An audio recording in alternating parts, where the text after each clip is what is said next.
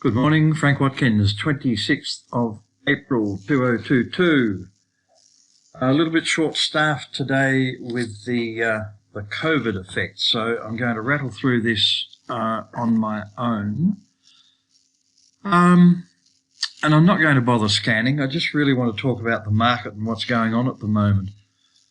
For those ProTrader members who get the Friday broadcast via the software, you'll notice that I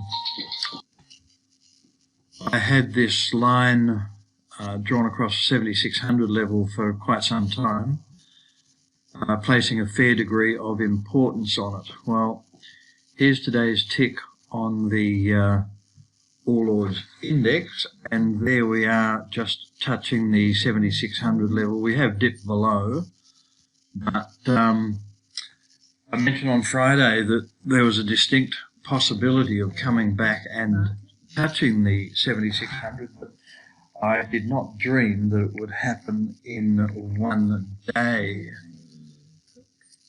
However, there we are.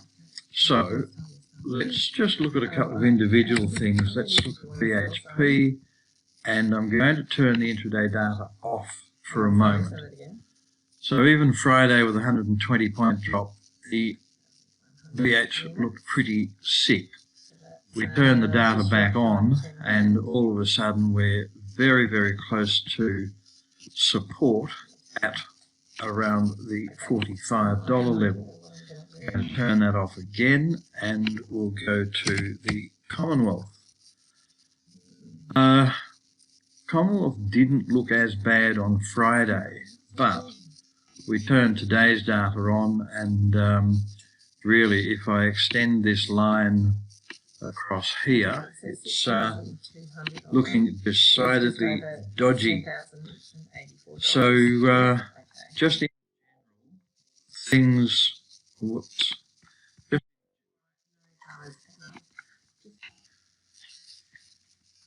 So the real issue at the moment is whether you've got stops on, whether you've been stopped out, whether you're going to ride through this probable hiccup. However, those decisions needed to be made before today. If you had stops on, leave them on. If you, after Friday, if you weren't stopped out of things and decided to ride it out, well, you ride it out today. In actual fact, it's a great day for golf. Look at a couple of the others. Everyone knows we're pretty keen on Firefinch. Now, looking at that one, come back to the dollar level again. I mentioned this on the Friday broadcast, and I felt there'd be some psychological support at the $1 level. There's no great sell-off yet on Firefinch. However, the real support is back here at about 92. So there could still be downside on FFX. Absolutely classic that we have a low of 99. We just have to break below that big psychological barrier just to scare the heck out of everyone. Something else that I don't mind doing at the moment is throwing a Bollinger Band on something. And we can see FFX really from a Bollinger point of view is not in any great trouble down here. Also with FFX, when we came out of the top of Bollinger, we did do a lot of selling up here. So we're looking to get back in. And from my point of view, possibly coming down and breaking below the bottom of the Bollinger will be an entry signal. Possibly we'll go back down to 92, rally back over $1 and get back in at that point.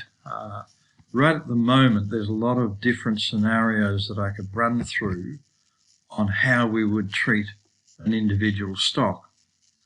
However, my thoughts are that we just wait day by day, sit back, relax, and when we get the right signal, we'll get it. There's no point trying to preempt what that signal may be. Let's have a look at CXO, another favourite. Difference with CXO, we've had a high at $1.66. We came down to a low of $1.21. We rallied to a lower high at $1.53. We still haven't made a lower low, and no great sell-off in on-balance volume. So I still think there's a fair bit of strength in CXO, but if you're not in there, relax and wait for an opportunity to buy. Now, the big thing that's getting smacked is iron ore stocks. Here we go. I'll turn Bollinger off at the moment. Fortescue looking decidedly groggy. We had a good high back on the 11th of Feb, down to a low on the 15th of March.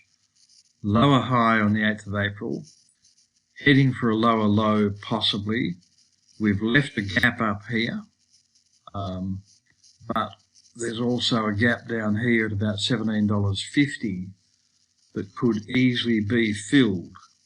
One of the differences with Fortescue is everyone is bailing.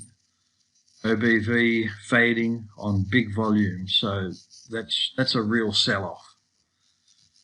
So again, regardless of what's happening out there, you've got to look at each individual stock and consider what you're going to do. There's no point just panicking and selling everything. That really doesn't achieve much. And of course, the reasons, I can't quite put things together. The only thing that's changed over the last couple of days is a couple of things in America. A bit of a rate rise. The Ukraine business has been going on for 2 months now, so no changes there. It all comes back to an American panic. Potentially Netflix has had a bit to do with it as well, but while their results were awful, Amazon's results were pretty good. Then you've got Mr. Elon prepared to spend $40 or $50 billion buying Twitter. And you'll all be pleased to know that he's going to let Donald Trump back into Twitter, so we'll certainly have some entertainment from the ex-president over the next month or 2 or 3.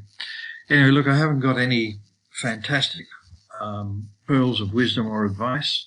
We just have to wait day by day, treat every stock individually. If you've got stops on, leave them on. If you've chosen to ride it, then ride it. And yeah, it's just a case of wait and see. Okay, I'm going to leave it at that, and touch wood, we shall talk again during the week. Cheers.